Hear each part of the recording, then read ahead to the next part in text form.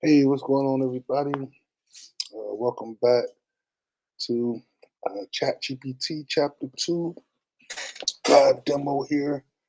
Um, Hope everybody's been going through the lessons and pretty much getting the grasp of how everything's going there. So, yeah, we're going to dive right into it.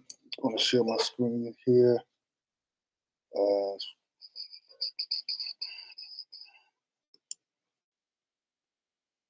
Share entire screen. All right. And we're going to go down here to the ChatGPT Masterclass. Um, like, really, when you do classes, I always tell people when you first learn about AI, chat is like one of the first things you want to start learning about uh, because, like, everything starts with chat. Every app works within chat. You're literally going to see that when we go through these classes, how everything like literally works with chat. So in chapter one, we went over prompting, how to correctly prompt, and the ins and outs and the do's and don'ts of prompt. So, like chapter two, and this is going to be like real simple in this one here. Make sure y'all take a look at the video right there.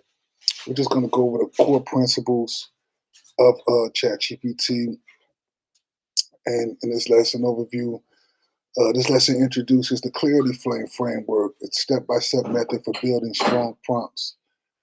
Each element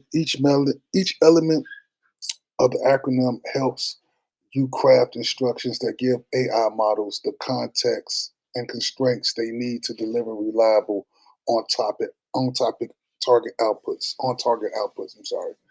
So it's basically an acronym for clarity. C what it means is provide the background information the AI needs to understand your request, why it matters. Without context, the AI guesses your intent and often returns generic results.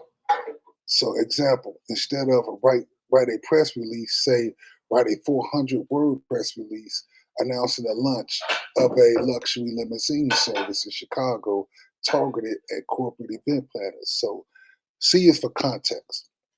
And we want to be very direct on our context. We talked about that in chapter one, being very direct on your context. So, and when we go with, I'm gonna just give you a pure example right here. So, if we advertising for our business, and we go here and we say, write a press release, and then I'm gonna go here and put, okay, paste, write a press release.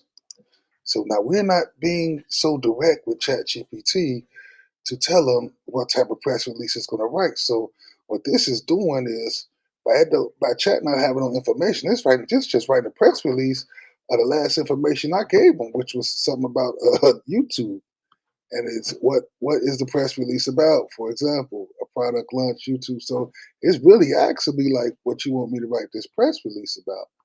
So if you go up on that, if you be more direct and say write a 400-word press release about the announcing the launch of electricity service target for corporate event planners. So now when I go edit, copy, and I edit, paste here,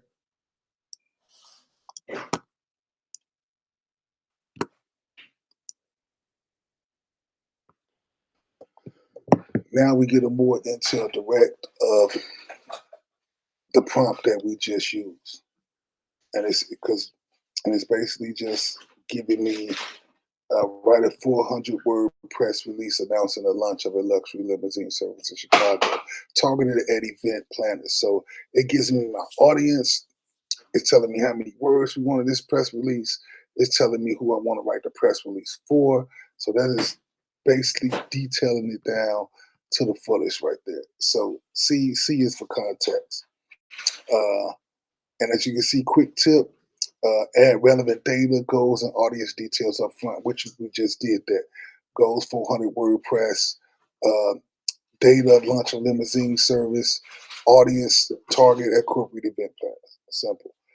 L stands for limits It'll stand for limits, boundaries, and constraints.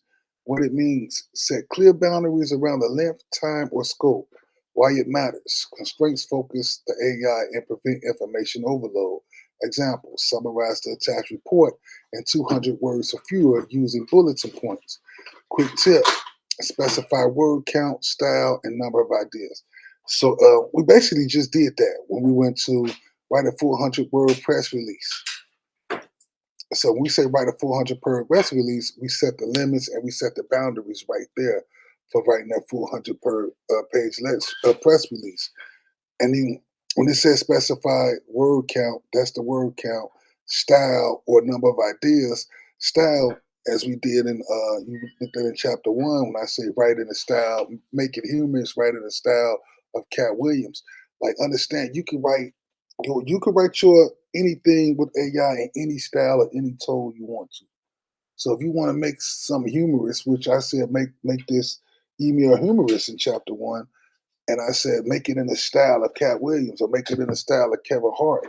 So like it's crazy because the AI knows these guys' joke style, and it's gonna really make a email or make whatever context you ask into the style of whoever you wanted to make it to the style of. A is for audience awareness. What it means: define who the content is so the AI can match the language and depth. Example: explain blockchain to a 10-year-old versus explain blockchain to a group of financial analysts. Quick tip: mention an audience knowledge level and interest. So audience awareness, uh, understanding and knowing who your audience is that you're creating a prompt for. That's basically what it is. Audience, when we went back up the hill, who was the audience? Target at corporate event planners. So when we say who the content is for, that's who we're writing the content is for. That's all audience awareness is who is your audience? Who is you directing this, whatever context you're trying to get, whatever content you're trying to get, who is you directed at that? Who is your audience? If you're writing something that you're trying to sell concert tickets, who's your audience? Concert goers. If you're trying to reach an audience for Bears fans, who's your audience? Bears fans. You're trying to sell tickets, you sell your tickets to the Bears game. Your audience is Bears fans. So understanding audience awareness. R is for roles. Assigning the AI a role. What it means is you tell the AI who it should act like as to frame it. It's to frame its style. So go back to that. When we said the style, we wanted that email to act as in the style of Kevin Hart.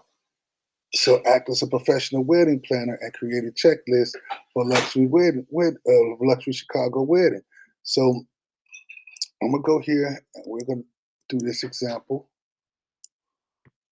But remember, chapter 1, when I said make it in the style of Kevin Hart, it's the same thing. Literally the same thing. So now we're making this into the style of a professional wedding planner and create a checklist for luxury Chicago wedding. So absolutely, here's a professional luxury level wedding planner checklist tailored specifically for a Chicago wedding with attention of high-end details, logistics, and city-specific considerations. So this is coming as a professional wedding planner, Chicago wedding planner checklist. So this is being written as a professional wedding planner. So understand your style and understand your tone is very important to how you get your content put out. Okay. Instructions. What it means. Oh, quick tip. Choose roles like expert, analysis, journalist, marketer, educator. So that's pretty much when you giving it the role, you telling it what role you want to do. Role, Kevin Hart, comedian, humorist. I want it to be humorous. So my role is a comedian. And the style of Kevin Hart. I'm just going back to that first example that we had in lesson 1. Because I know pretty much was kind of easy on that. Instructions. What it means. Give clear steps or structure. Example, provide 3 headline options, then write 2 supporting paragraphs for each headline.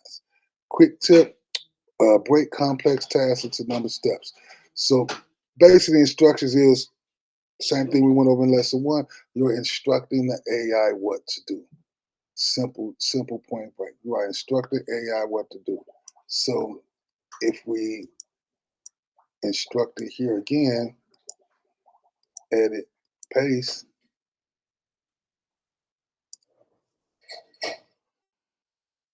here's 3 headline options, each followed by 2 polished supporting paragraphs. Written and refined luxury forward tone suitable for wedding planners, venues, and upscale marketing. So please provide 3 headline options, then write 2 supporting paragraphs for each headline options. I didn't give it any title to write a headline option for, so it assumed that I'm writing it for the wedding planners, which is pretty cool. I'm gonna use this for um my my website I got for weddings.